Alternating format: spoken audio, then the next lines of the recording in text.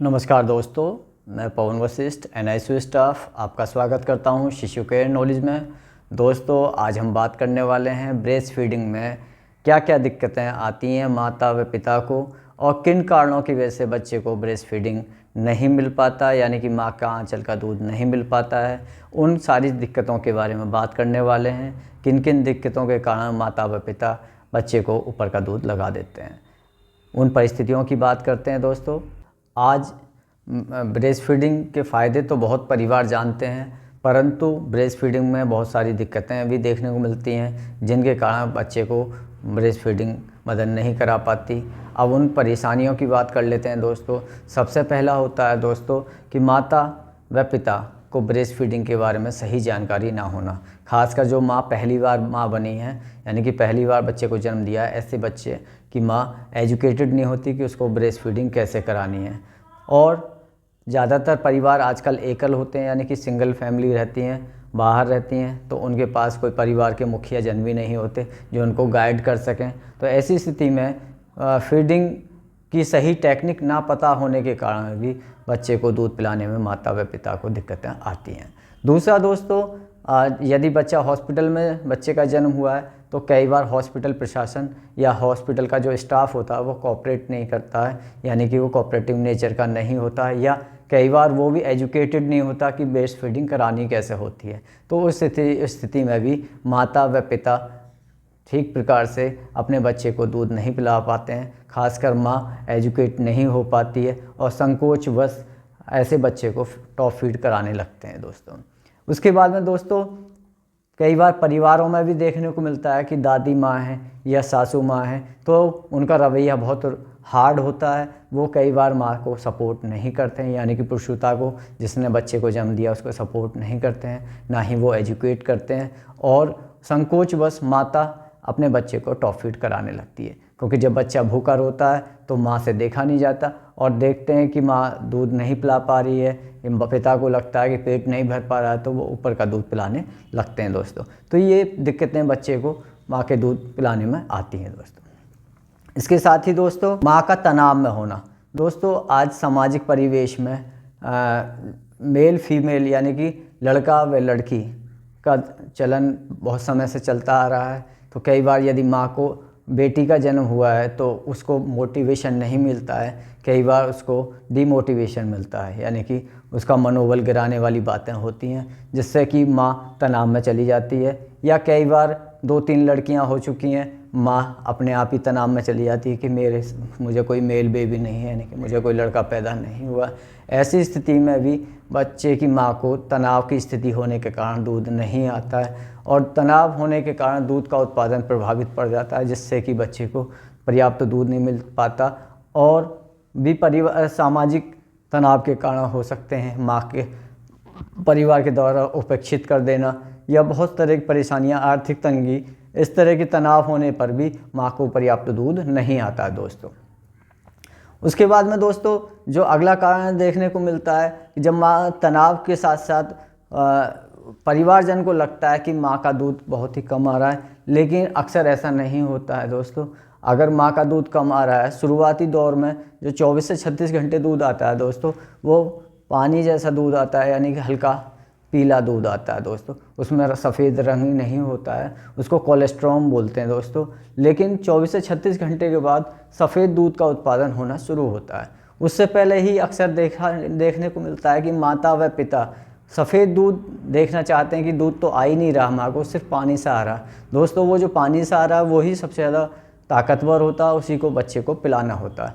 सफ़ेद दूध जो आना होता है दोस्तों, वो 24 से 36 घंटे के बाद आता है। और जब बच्चे माँ का दूध बार बार पीता है तो प्रोडक्शन बहुत तेज़ी से बढ़ता है दोस्तों, यानी कि ऑक्सीटोसिन हार्मोन्स उस माँ का ज़्यादा बढ़ता है जो माँ अपने बच्चे को बार बार फीड करा रही है। यानी कि जो माँ बार बार अपने बच्चे को स्नेह के साथ दूध पिलाती है, उनको ऑक्सीटोसिन हार्मोन्स बहुत अच्छे से रिलीज़ होता है। साथ ही प्रोलैक्टिन हार्मोन्स रिलीज़ होता है, जो दूध को बाहर की तरफ सिक्रीट करता है, यानी धकेलता है। तो ऐसी माँओं को दूध अच्छा देखने को मिलता है दोस्तों, जो माँ अपने बच्चे को स्नेह से बार बार आंचल से लगाती हैं और बार बार दूध पिलाती हैं। उन माँओं को कभी दूध की कमी देखने को नहीं मिलती। हाँ, जो माँ मिसगाइड हो जाती हैं कि मुझे दूध नहीं आ रहा है, परिवारजन उनको मिसगाइड कर देते हैं कि आपको तो दूध ही नहीं है आपके आंचल में, तो ऐसी माँओं को डिप्रेस होने के कारण यानी कि तनाव में जाने के कारण भी दूध देखने को नहीं मिलता, कम आता है। तो ऐसी स्थिति में आप निश्चिंत रहें, ज़्यादातर मामलों में दूध बहुत अच्छा होता है, सिर्फ आपको स्नेह से अपने बच्चे को आंचल को लगाना होता है दोस्तों। यदि आप अपने बच्चे को स्नेह से, प्यार से अपने बच्चे को एक बार में एक ब्रेस्ट दूध पिला रहे हैं और 2 से ढाई घंटे बाद दूसरी छाती आप आधे घंटे तक पिला रहे हैं, तो आपको बहुत अच्छे से दूध आएगा। ऐसा नहीं है कि आपको दूध नहीं आने वाला दोस्तों। तो दोस्तों, ब्रेस्ट फीडिंग में इस तरह की दिक्कतें देखने को मिलती हैं कि हर माता पिता ब्रेस्ट फीड तो कराना चाहते हैं, परंतु उनको सही तरीका, सही ज्ञान ना होने के कारण वो कई बार ऊपर का दूध पिलाने लगते हैं। इसके साथ ही दोस्तों देखने को मिलता है कि शुरुआत में सोचते हैं कि बच्चा ऑपरेशन से हुआ या नॉर्मल, कि माँ को थोड़ा आराम मिल जाए और वो बोतल फीड कराना शुरू कर देते हैं। दोस्तों, जो बच्चा एक बार बोतल फीड करना शुरू कर देता है तो बोतल फीड में होता क्या है, उसमें बिना मेहनत के दूध मिल जाता है दोस्तों, उसमें अपने आप दूध निकलता रहता है। आप देखिए, बोतल भर के उसको पलट दीजिए तो उसमें से अपने आप टिप टिप बूंद निकलती रहती है, यानी कि बच्चे को बिना मेहनत के दूध मिलता है। तो ऐसी स्थिति में दोस्तों, जब बच्चा एक बार बोतल फीड कर लेता है, बिना मेहनत का दूध उसे मिल जाता है, तो वो माँ की छाती खींचने से बचता है, वो मेहनत नहीं करना चाहता। उसे लगता है कि उसे कोई आसानी से मिलने वाला दूध मिल जाए जिससे कि वो अपना पेट भर ले। तो दोस्तों, बोतल फीड सबसे बड़ी समस्या है ब्रेस्ट फीडिंग में। यदि आपने एक बार बोतल फीड बच्चे को करा दिया है तो आपका बच्चा फिर हो सकता है छाती ना खींचे, यानी कि ब्रेस्ट फीड ना करें। तो यदि आप अपने बच्चे को सिर्फ और सिर्फ ब्रेस्ट फीड कराना चाहते हैं, बच्चे को बीमारियों से बचाना चाहते हैं, बच्चे को वो हर वो पोषण देना चाहते हैं जो उसका अधिकार है, तो आप सिर्फ अपनी बच्चे को सिर्फ माँ का दूध दीजिए, माँ के आंचल से ही लगाइए, ऊपर के दूध की तरफ मत जाइए। यदि किसी कारणवश टॉप फीड आपको कराना पड़ रहा है तो आप कटोरी चम्मच से दूध पिलाइए, जिससे कि बच्चे को बोतल के निप्पल की आदत ना लगे। दोस्तों, ब्रेस्ट फीडिंग कराने में यानी कि स्तनपान कराने में कुछ और भी समस्याएं देखने को मिलती हैं, यानी कि कई बार माँ को छाती की साइड पर दिक्कत हो जाती है। जैसे कि यदि आपकी ब्रेस्ट फीडिंग कराने की टेक्निक सही नहीं है तो कई बार आप सिर्फ निप्पल को बच्चे के मुंह में दे रहे हैं, एरोला आपका बाहर है और निप्पल से बच्चे को आपने लटका रखा है, तो कई बार बच्चा निप्पल को काट देता है, यानी कि निप्पल सो देखने को मिलते हैं, निप्पल पर कट लग जाते हैं, जिससे कि माँ को बहुत ज़्यादा पेन होता है, कई बार ब्लड आने लगता है।